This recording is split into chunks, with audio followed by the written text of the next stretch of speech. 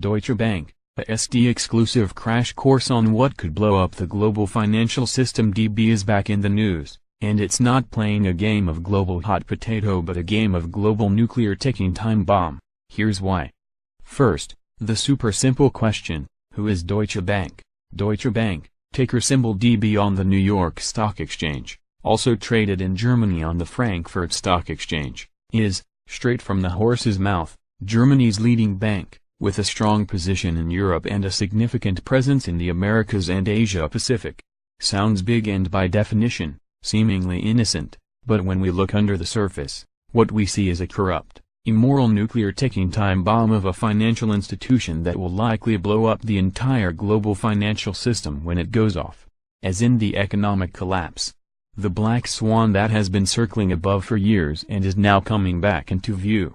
DB has been out of the news for a while, but it's back, and in a big way, so a crash course may be helpful to those who know nothing about DB, and for those who know something about DB, a conveniently packaged review and refresher is always helpful in understanding the true state of the global financial system. Spoiler alert, it's a mess. Besides, any gold bug, silver bug, or basically anybody who has worked hard enough that they have some funds to save and invest with, needs to know about DB, because they are one of the core institutions at the center of not just precious metals price suppression but the global financial system itself. They have a huge amount of derivatives on their books. Said differently, DB has made a bunch of bets on bets on bets on bets on bets on bets. Yeah, I get it with the overkill on the repetition, but it is that important because daisy chains are serious. Deutsche Bank has an OTC swaps and a derivatives book that could set off a counterparty chain reaction, a thermonuclear meltdown of the financial type that affects every corner of the entire globe. We'll get to that, but first, let's look at DB's chart. DB survived the 2008 global financial crisis, barely, and no doubt it seems as if somebody stepped in and came to DB's rescue in September of 2016, or was it a dead cat bounce that's taken a year and a half? I'd go with the former. Either way, DB is now right back down to testing those lows of September 2016. You could say they are on the brink of collapse, but Germany's leading bank can't collapse. Not so sure.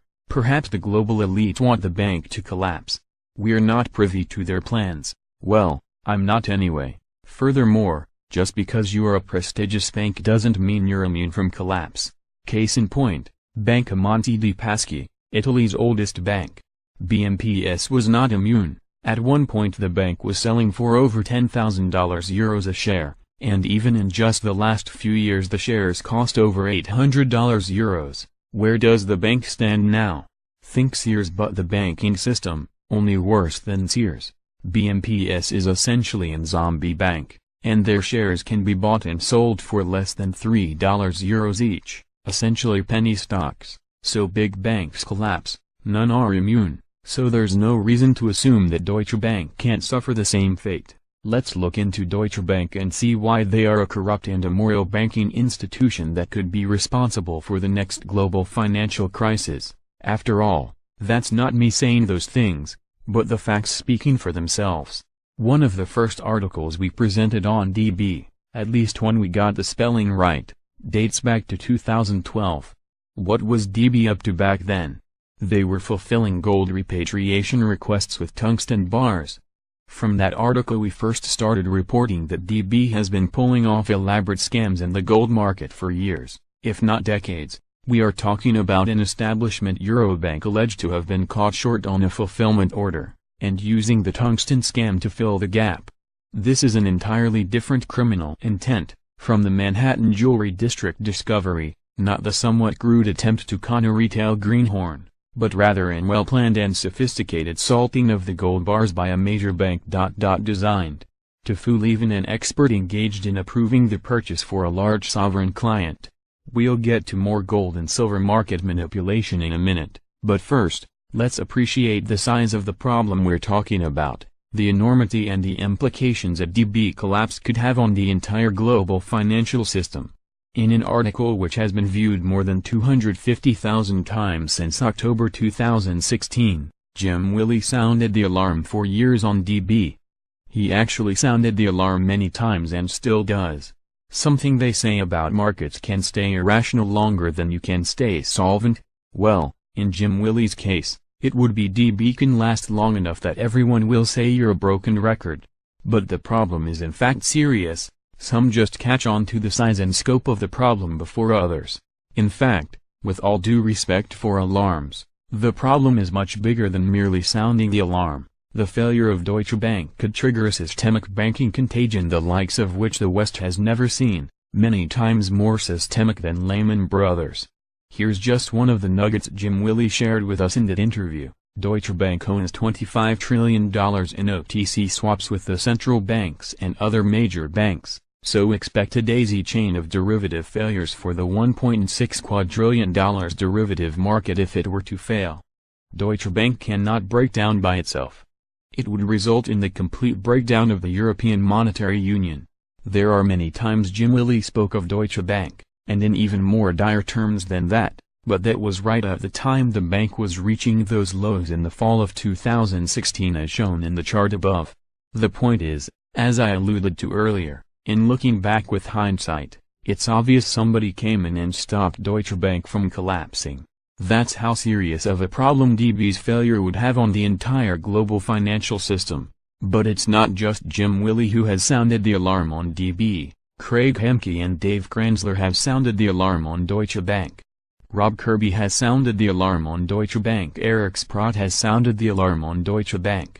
Harvey Organ has sounded the alarm on Deutsche Bank. Jim Rogers has sounded the alarm on Deutsche Bank. Gitta, Bill Murphy and Chris Powell has sounded the alarm on Deutsche Bank. Even former gold advocate Bix Weir has sounded the alarm on Deutsche Bank. Even former silver advocate Andy Hoffman has sounded the alarm on Deutsche Bank. I could go on and on and on and on, but if I just gave you everything you need to know, how could I stimulate additional research on your part? The point is that it's not just $half saying it, and it's not just one or two experts in the gold and silver space saying it. Experts involved in all different aspects of finance and investing have been sounding the alarm on Deutsche Bank for years. And if you really want to go down the rabbit hole far beyond their massive nuclear ticking time bomb of a derivatives book, or their systemic involvement in precious metals price suppression, market manipulation, rigging and outright fraud, well, there's also stuff like Deutsche Bank funding ISIS, or if you really want to go down the rabbit hole, there's the connection of Deutsche Bank with the whole !22 AGAT-D/child trafficking/murder/sacrifice practices. We're talking really sick stuff. For now, however, let's just stay on the topic of blatant banking abuses. After all, there's plenty to talk about when it comes to Deutsche Bank's systemic involvement in all types of financial corruption and frauds.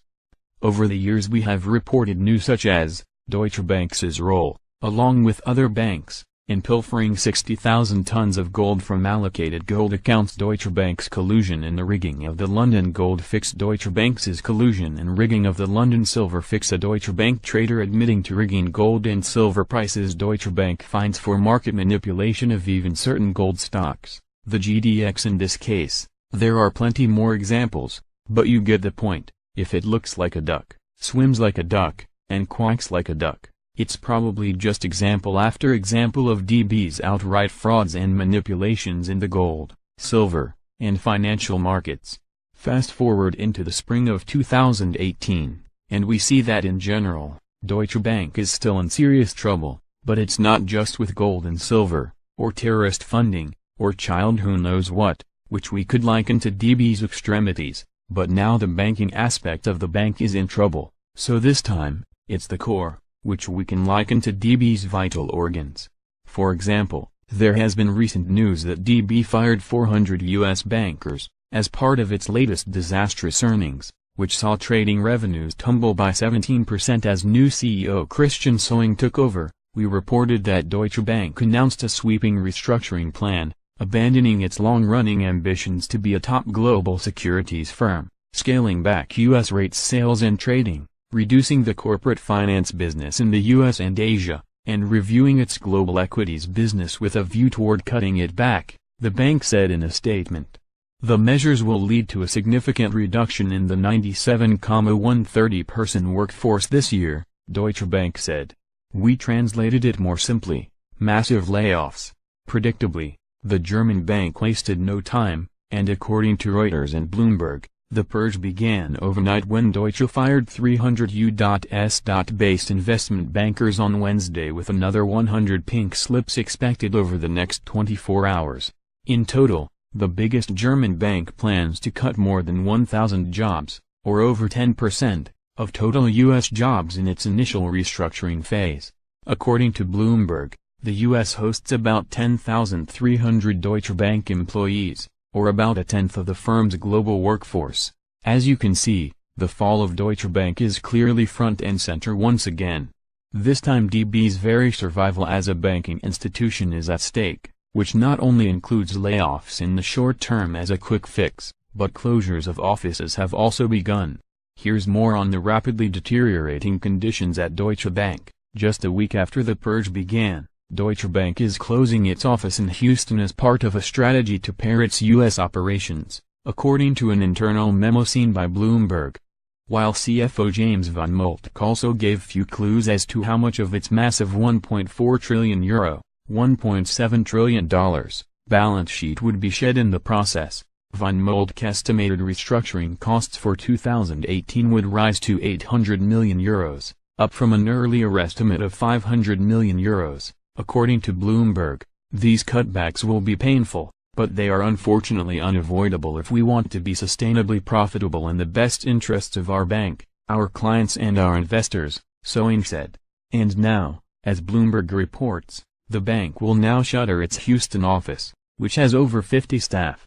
We will continue to serve our oil and gas clients through our debt and corporate banking treasury products, Mark Fedorczyk, co-head of the U.S. Investment Bank, said in the memo to staff. We remain committed to the U.S. power and utilities sector, which will be realigned under the industrials coverage vertical in New York. A spokeswoman for the company confirmed the contents of the memo. So where do things stand today in this second week of May? Well, we can look to the daily chart for clues. That's one sickly-looking chart. That chart shows what the collapse of a company looks like, a textbook case, and in DB's case, that chart is full of gaps down. 4 lower highs, 4 lower lows, and that's all in just the last 5 months. Who will step in to save Deutsche Bank this time? Or is the plan to let Deutsche Bank implode?